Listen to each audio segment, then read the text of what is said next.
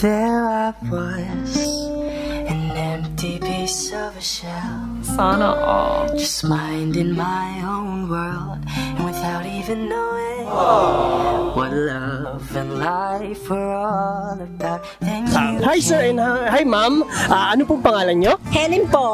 And you are sir? Orly. Tatay, matanong ko lang, mag-ano po kayo? Mag-sweetheart. Ang sweet naman.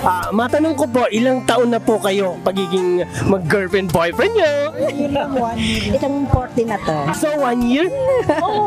Ang sweet naman. Sir, anong regalo mo kay ma'am? Valentine's ngayon. Anong regalo sa kanya pagmamahal ng mga regalo? Sweet na yung pagmamahal.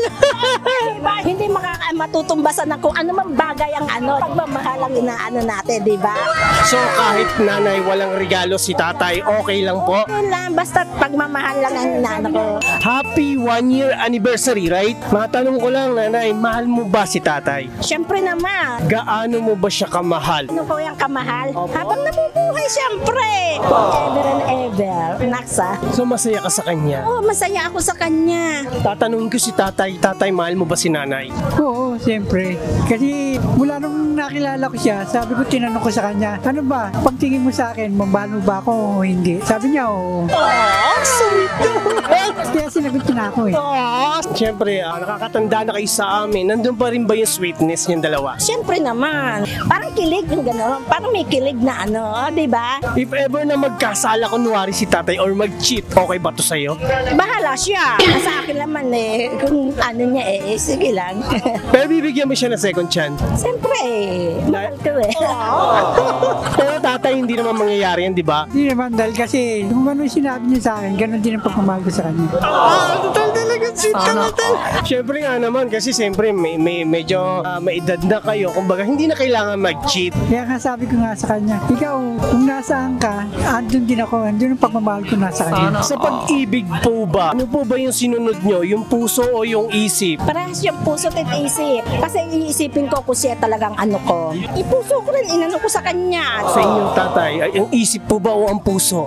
Tama yung sinabi niya, iisa lang eh. Ganun din naman ang sagot niya eh. Kasi puso rin, yung puso nasa dibdib ko rin sa kanya. Yun nandun ang paglalaman na nasa puso niya. Pero nakatanong pa rin sa kanya.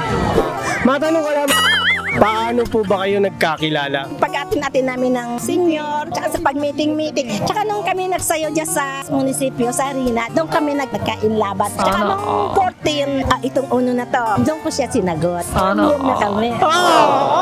Kakilig ka mo, Tay, anong pakiramdam nung sinagot ka ni nanay? Parang tumibok ang puso ko eh. Hindi ako makatulog pagka siya wala si sa akin. Ikaw nanay, anong feelings yung naging kayo ni tatay? Siyempre, para ka nasa ulap niya na. Pag natutulog ako, ang kayakap ko yung una, yun ang hinahanap ko sa kanya. Pero hindi pa po kayo nagsasama? Hindi pa. Tama na muna yung ganyan-ganyan na boyfriend life. Ganun na kami dalawa. Punta sa bahay, ganun na lang kami.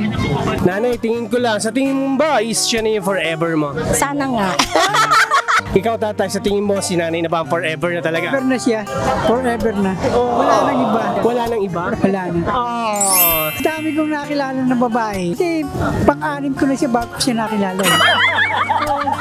Pero sa kanya tumibok yung puso. Oo, siya tumibok sa puso. So siya na yung last. Siya na siya. Okay, siya na pala yung last. So, nanay, dahil going stronger na po ngayon yung pagmamahal, ano yung gusto mo i-message kay tatay?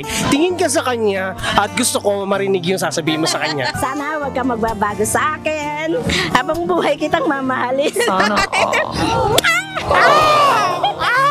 So tatay, narinig mo yung message na yun na syempre may message back ka kay nanay. Ano yung pinakamatamis na message back mo kay nanay? Sabi ko, sana mula mo akong nakilala, dapat matanggap mo ako, na mahal mo ako, tatanggapin rin kita hanggat buhay ko. I love you.